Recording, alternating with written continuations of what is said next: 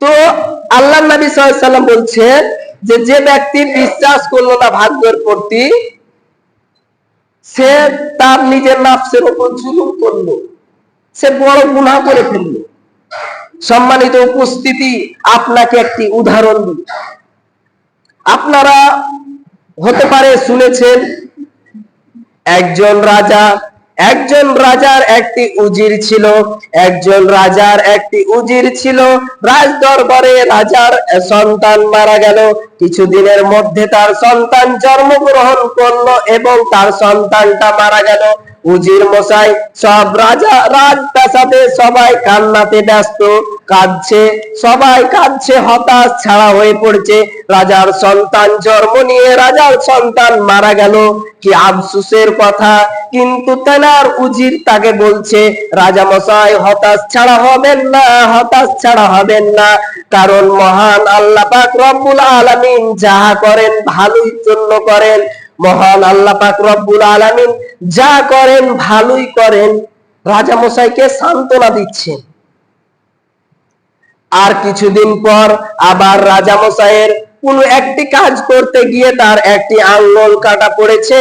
আবার মন্ত্রী মশাই সবাই রাজ দরবারে হতাশ ছাড়া হয়ে পড়েছে, রাজার একটি আঙ্গুল কেটে গেল, হতভম্ব হয়ে গেছে।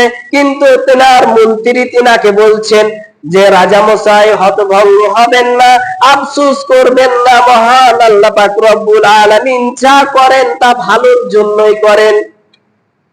রাজার মন খারাপ, আমারই খাচ্ছে, আমারই পড়ছে, আবার আমার ছেলে মারা গেল বলছে যে হতাশ ছাড়া হবেন না, আবার আমার আঙ্গুল কেটে গেল বলছে হতাশ ছাড়া হবে না।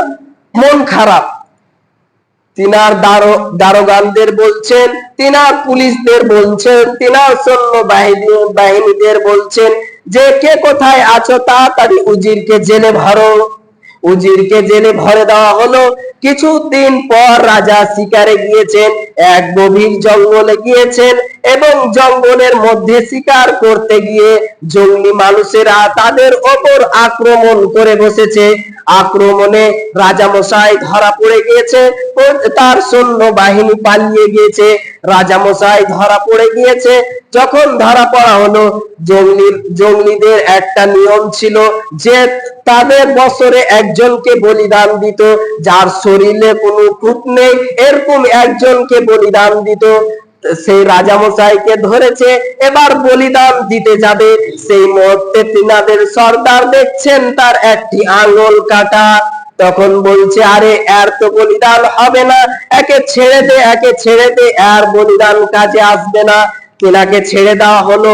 সে আবার গিয়ে রাস্তাতে যাচ্ছে আর ভাবছে যে উজির বলেছিল আল্লাহ যা করে ভালোই করে, আমি বেঁচে গেলাম, আল্লাহ আমাকে বাঁচিয়ে দিল।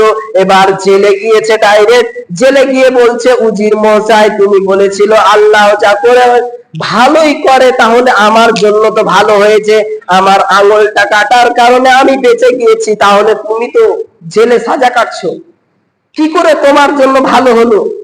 তো বলছে, রাজা মশাই আপনি ভুল করছেন, আপনি লক্ষ্য করুন, আমি যদি জেলের বাইরে থাকতাম তাহলে নিশ্চয় আপনার সঙ্গে আমিও শিকারে যেতাম, আপনার সৈন্য বাহিনী আপনাকে ছেড়ে ভেগে গিয়েছে, কিন্তু আমি ভাগতাম না, আমি আপনার সঙ্গেই থাকতাম, আমাকে ধরে কিন্তু তারা বলিদান দিয়ে দিত।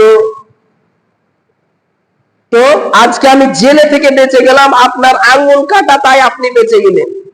নচেত এ কথা কখনো বলবেন না যে আল্লাহ আমার জন্য খারাপ করেছে, আমার লস হয়ে গেছে। জি না, ওটাতেই আপনার ভালো রয়েছে, তাই আল্লাহ আপনার লস করে দিয়েছে। সম্মানিত